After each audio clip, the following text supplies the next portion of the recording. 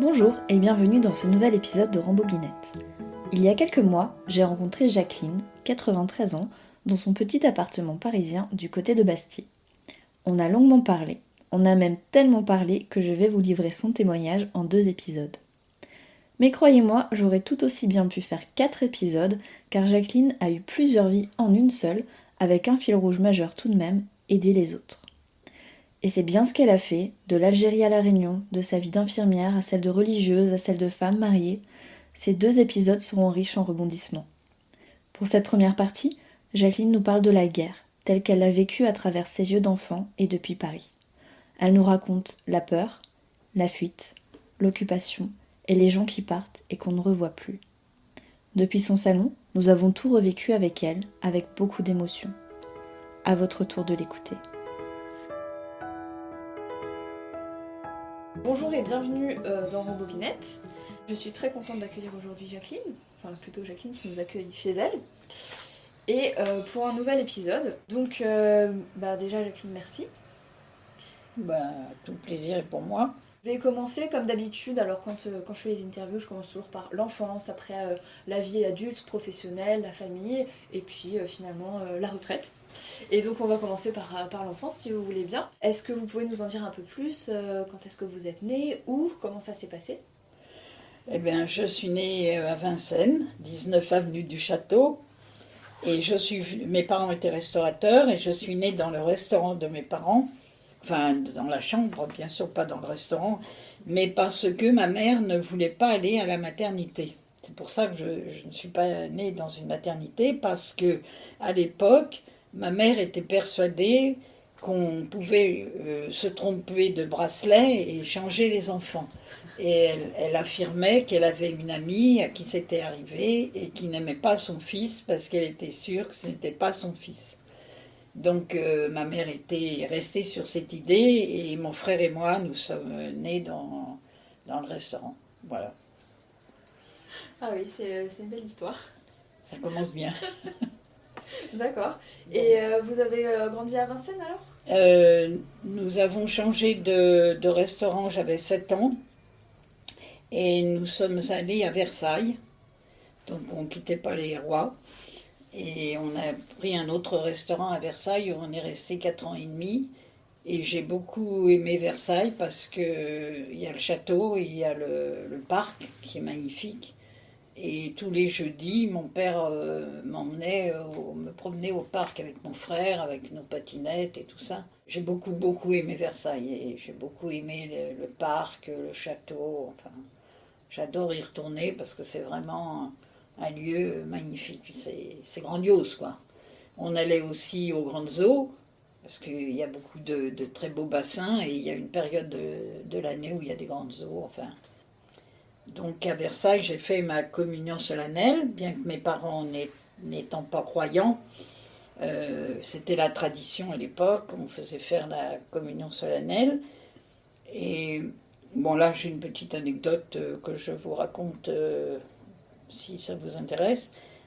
J'étais donc au catéchisme et un jour on apprenait le Je vous salue Marie pleine de grâce, le Seigneur est avec vous, le fruit de vos entrailles.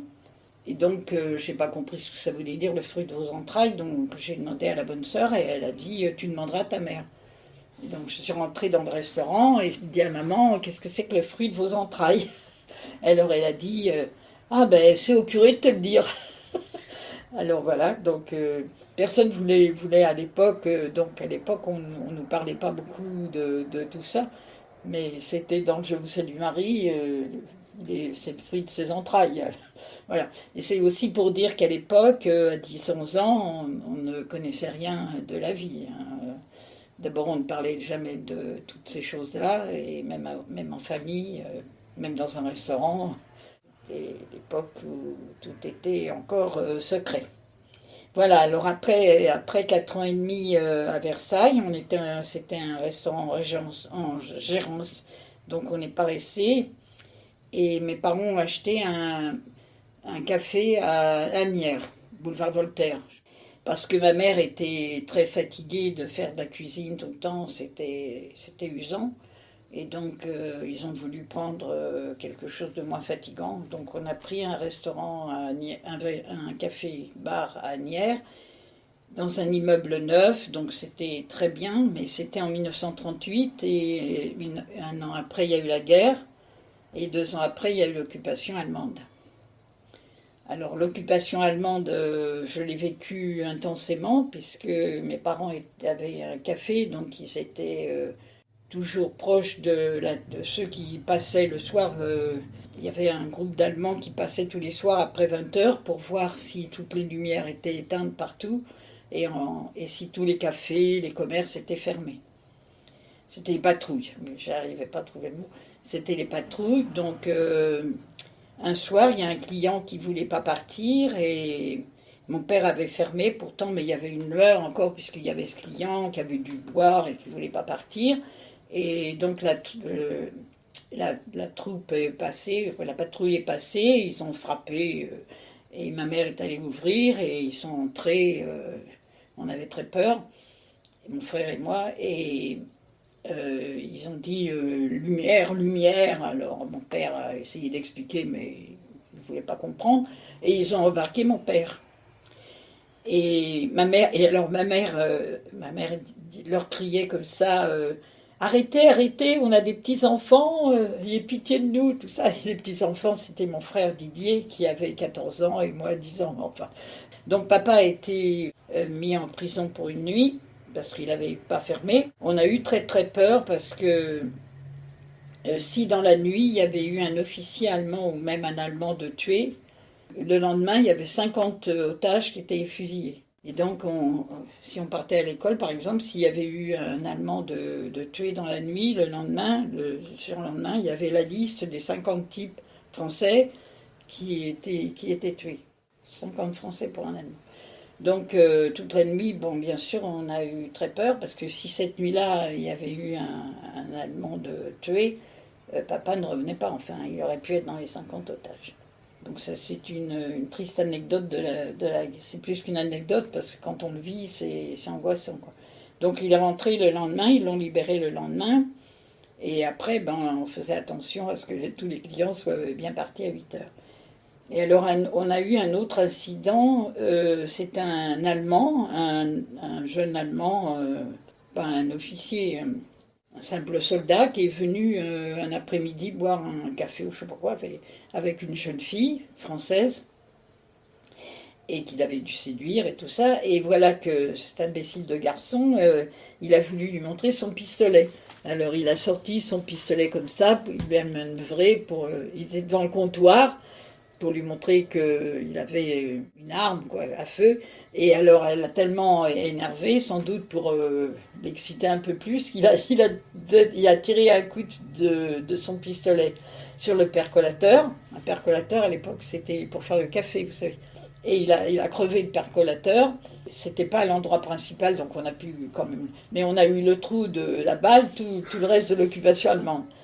Et alors mon père qui avait fait la guerre de 14 a dit tout de suite il va se ramasser une gamelle ce soir parce que, d'après ce que mon père disait, on comptait les balles qu'il y avait dans les fusils ou dans les revolvers quand les soldats rentraient à la caserne s'il n'y avait pas eu d'incident qu'ils pouvaient décrire. Mais là, c'était un incident poétique, si je puis dire.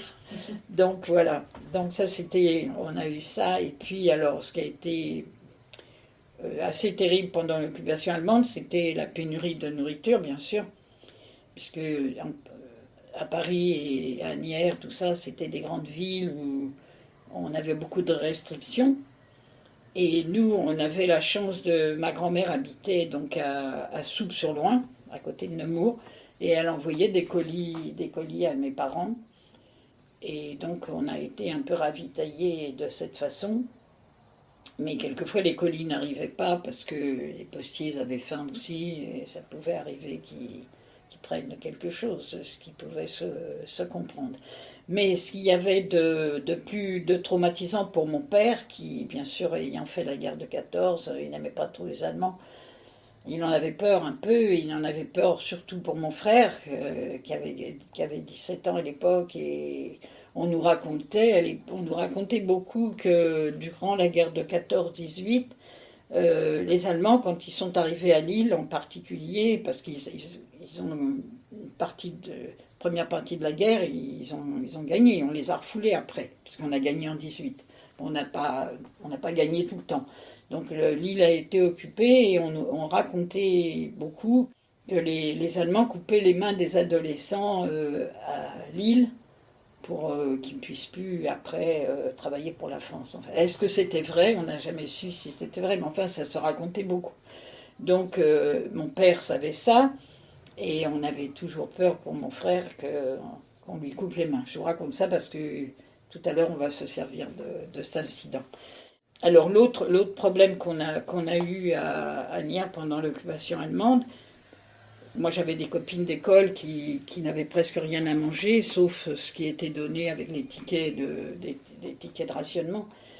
Mais nous, des fois mes parents donnaient à une famille, à une amie à moi qui n'avait rien, pas grand chose à manger, parce que nous on avait quand même pas mal à cause de ma grand-mère. Et aussi, on avait dans l'immeuble, du café, on avait un jeune homme qui faisait du marché noir. Le marché noir, c'était très à la mode pour gagner de l'argent. Et c'était un beau garçon, j'avais 13 ans, j'étais tombée amoureuse de lui du reste. Et ce garçon, il allait en Normandie et il ramenait beaucoup de camembert. Et le camembert, on n'en voyait plus, nous, des camemberts. C'était une fois de temps en temps, parce que les Allemands raflaient beaucoup les fromages, surtout les camemberts. Parce que c'est une spécialité française. Et donc, lui, il allait dans les fermes et il ramenait des camemberts. Et il en vendait aux Allemands. Donc, en fait, il était collaborateur. Il s'appelait Jacques. Et moi, j'étais à moitié amoureuse de ce type. Et mon père n'aimait pas ce type parce qu'il collaborait, forcément. Alors, pour mon père, c'était une honte. Et voilà, donc c'était les incidents de l'occupation allemande. Mais alors, ce Jacques, pour se mettre bien avec mes parents, il leur proposait des camemberts pour qu'ils disent rien, quoi.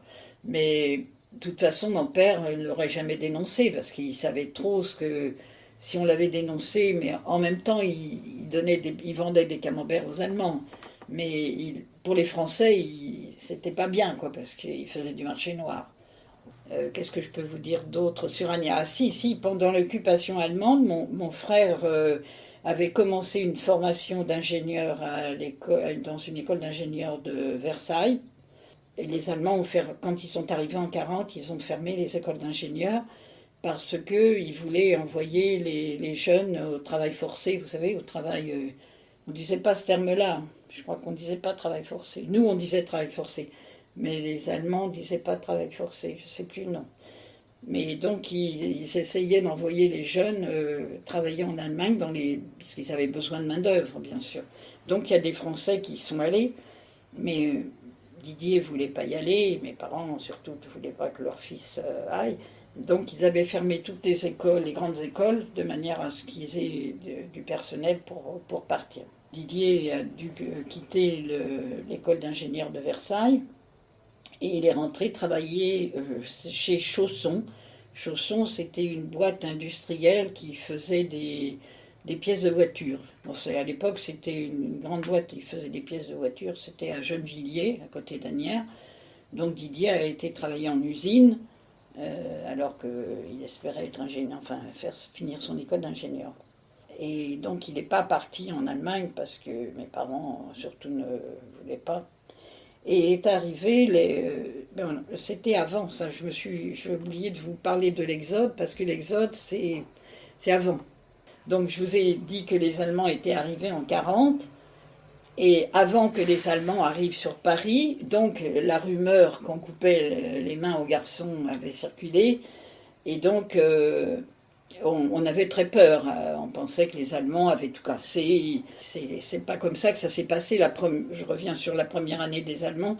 Ils avaient des ordres d'être gentils, enfin gentils entre guillemets, de ne pas être brutaux, de rien casser, etc.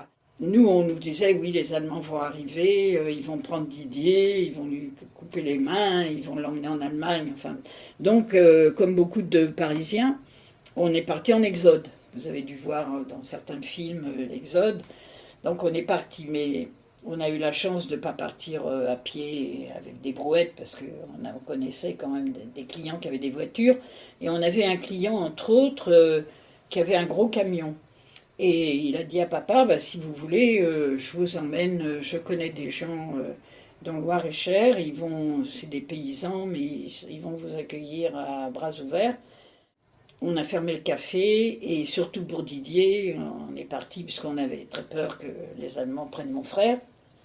Mon père, qui avait, comme je vous l'ai dit, il avait fait la guerre de 14, tout d'un coup, il a été paralysé de la tête aux pieds, impossible de rentrer dans le camion, tellement la peur, vous voyez. Donc on a, pas moi parce que j'étais trop petite, mais le monsieur, là, le chauffeur, ma mère et mon frère, ils l'ont assis sur une chaise et ils l'ont monté dans le camion. Parce que l'angoisse de voir que les Allemands arrivent, quoi. Lui, après ce qu'il avait vu à la guerre, il avait peur des Allemands, en fait. Et il ne voulait pas les revoir, parce que là, pour le coup, on était vaincus. Et lui, il avait gagné la guerre, enfin, il avait été dans les vainqueurs. Et donc, c'était une honte pour lui. Donc, on l'a monté comme ça, je me souviens encore de ça. Et puis, on a caché Didier dans le fond du camion, parce que si on voyait les Allemands, qui ne prennent pas mon frère, enfin, vous voyez un peu le drame. C'était un drame. Même maintenant, quand j'en parle, c'était pas une partie de plaisir. Bien sûr. Donc on est parti à Celles-sur-Cher, alors en fait dans un petit village à côté de Celles-sur-Cher qui s'appelle Chancol. On arrive chez ces gens-là, c'était des paysans, ils connaissaient ce monsieur qui faisait des transports, ils ne nous connaissaient pas nous. On est arrivés tous les quatre, ma mère avait une peur bleue, elle a dit mais comment ces gens-là ils vont nous recevoir enfin.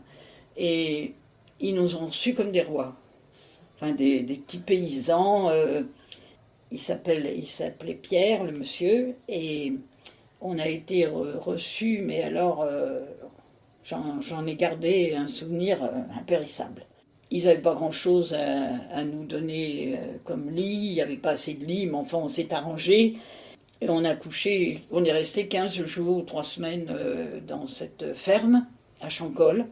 Didier a risqué sa vie du reste parce qu'à ce moment-là, il y a eu l'avancée des Allemands jusque sur la Loire et il est parti voir comment se passait la guerre avec les Allemands.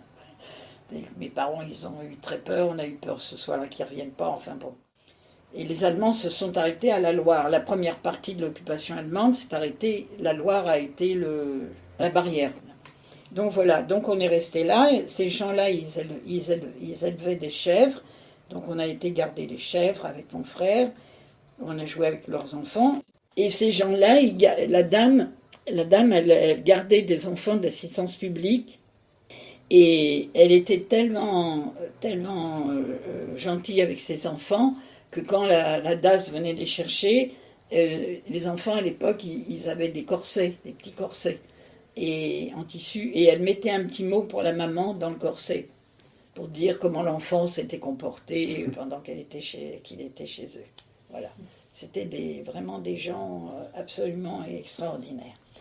Donc, alors il y a eu des haut-parleurs partout dans les villages pour dire que les Allemands ne faisaient pas de mal aux Parisiens et qu'on pouvait rentrer. Alors, mes parents, c'était un peu comme maintenant, ils ne pouvaient pas laisser le café fermé éternellement, ils n'avaient pas de revenus, donc on a dit on va rentrer. Il faut qu'on rentre, puisque les Allemands disent ça, papa ne les croyait pas trop, mais enfin bon.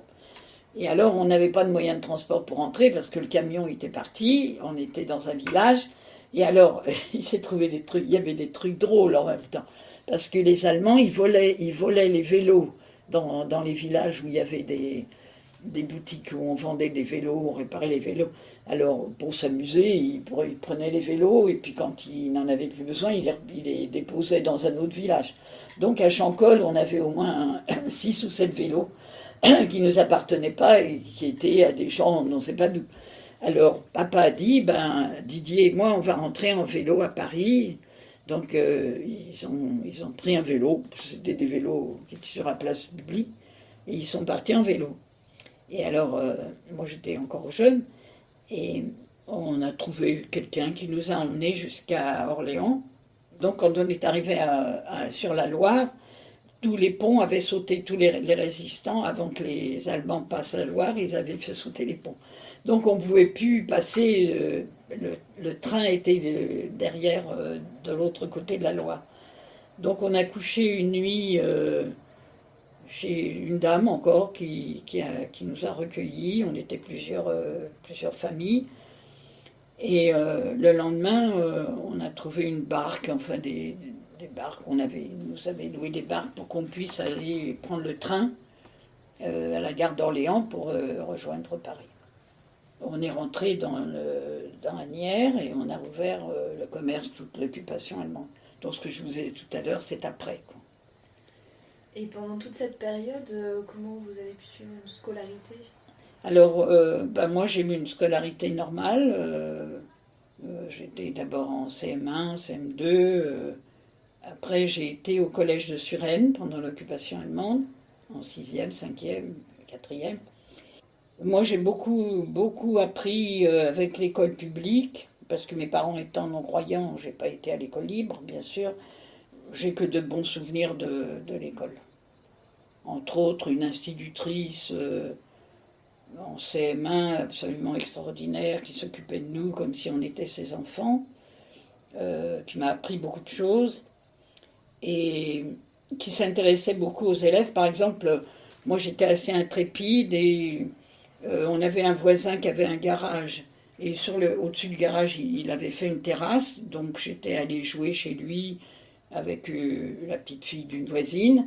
Et puis pour montrer que j'étais plus grande qu'elle, je l'ai pris dans mes bras en haut du garage, et la petite muraille qui nous protégeait s'est défaite, et heureusement on est tombé dans l'herbe.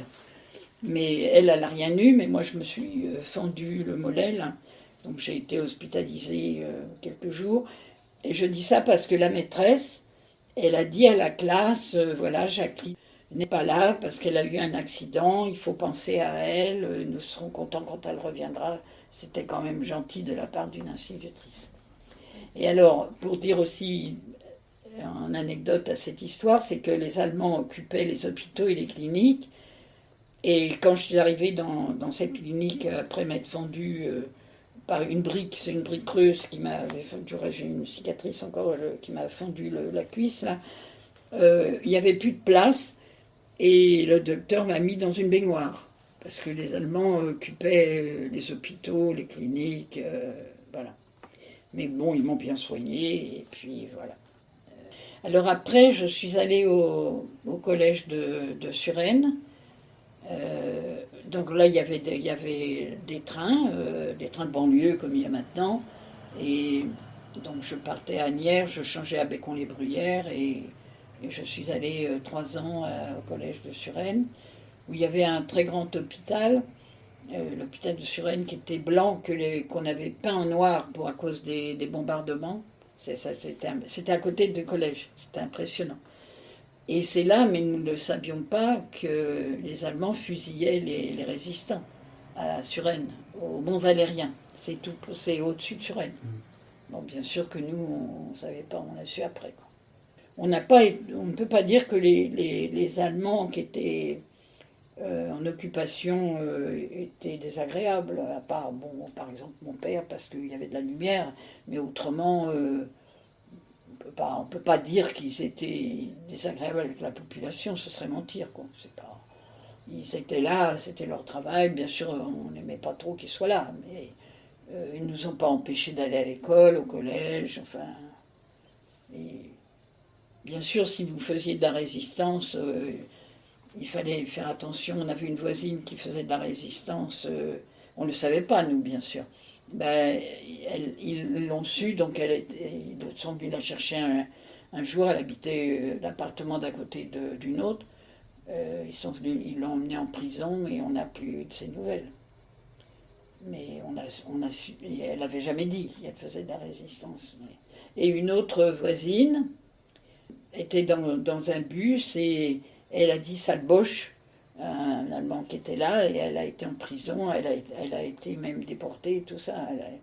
Elle est revenue, elle avait les cheveux coupés, enfin elle n'a pas été déportée tout le temps, elle a été en prison, enfin. Et je me souviens, ça m'avait frappé parce que j'avais 13 ans, et elle est revenue sans cheveux et tout, uniquement parce que dans le bus, elle avait dit sale boche et qu'il y avait peut-être un collaborateur ou un Allemand, je ne sais pas, enfin. Mais si on ne peut pas dire que. Qu'ils étaient désagréables quand même, il faut reconnaître ce qui est. C'était pas violent avec nous. Ce qui était violent, c'était à la fin de l'occupation, quand les Anglais et les Américains ont commencé à voler au-dessus de nos têtes et tout ça, et qu'ils ont commencé à bombarder. On a eu des bombardements pas très loin de chez nous, parce que là, c'était la libération qui était proche. Donc, les Allemands, là, ils faisaient plus attention, quoi. Et vous vous souvenez du jour de la libération, du coup? Ah oui, alors, la libération, le jour de la libération, je suis allée à Paris avec une... Ah oui, j'ai oublié de vous dire que pendant l'occupation allemande, les Allemands étant de grands musiciens et aimant la musique classique, il y avait beaucoup, par exemple au Châtelet, il y avait tous les dimanches matins, il y avait un concert de Beethoven, etc., toutes les musiques classiques de l'époque, et on avait accès à ces concerts. Donc, moi j'étais inscrite à une association qui permettait d'avoir des prix pas très forts pour des jeunes, et on allait très souvent le dimanche matin au Châtelet, voir des concerts de musique classique. Il y avait quand même, bon, je vous l'ai dit tout à l'heure, mais pour les gens qui ne recevaient pas de colis de leur famille, il y avait quand même une sévère restriction alimentaire. Les pains étaient jaunes parce que il y avait très peu de farine, donc ils mettaient du maïs dedans. La baguette, elle était souvent plus jaune que blanche.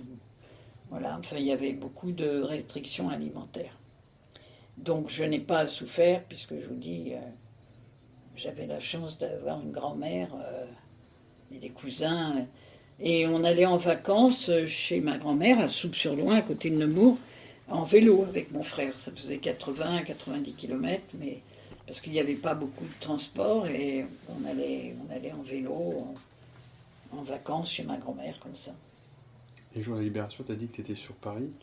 Ah oui, alors le jour de la libération, là, quand on a su avec mon amie Janine qu'on pouvait aller voir si les GI arrivaient là, alors on est descendu, on a pris le train, on est sorti à Saint-Lazare, parce que Asnières, Saint-Lazare, c'est direct, et on est allé du côté de la Concorde. Et alors c'est marrant parce qu'à chaque fois qu'ils montrent les troupes alliées qui arrivent dans la Concorde, je regarde toujours, je me dis peut-être qu'on va nous voir. Mais non, on était tassés comme ça, les uns les autres. Enfin, c'était ce que racontent les images à la télé. Ils donnaient du chewing-gum, tout ça, à celles qui étaient proches. Nous, on n'était pas assez proches pour ça. Mais bon, c'était la grande liesse, bien sûr. Mais on a vite appris que au collège, justement, à côté du collège où on était, il y avait le Mont Valérien, et que les Allemands tuaient les résistants qui pouvaient rattraper dans les planques où étaient les résistants. Donc il y avait au Mont Valérien, il y a eu vraiment beaucoup de morts. Et c'était tout près du collège. Petite transition avant la fin de cette première partie, car après nous avoir parlé de la libération, Jacqueline est revenue sur un épisode qui l'a marquée et que voici. Près de la place de Voltaire, et dans une rue autour de la place Voltaire, on a vu des juifs qui partaient avec leurs valises et qui étaient entourés par des policiers français. Je me souviens de ça, j'étais gosse, hein, j'avais 12-13 ans, puisque, comme je vous le disais tout à l'heure, j'ai eu l'occupation allemande pendant cet âge-là. Mais je me souviens, c'était boulevard Voltaire. Il y avait beaucoup de juifs par là, boulevard Voltaire. Et donc il y avait des juifs qui partaient avec leurs valises, mais nous on ne savait pas trop à ce moment-là. On ne savait pas qu'il y avait des camps de concentration.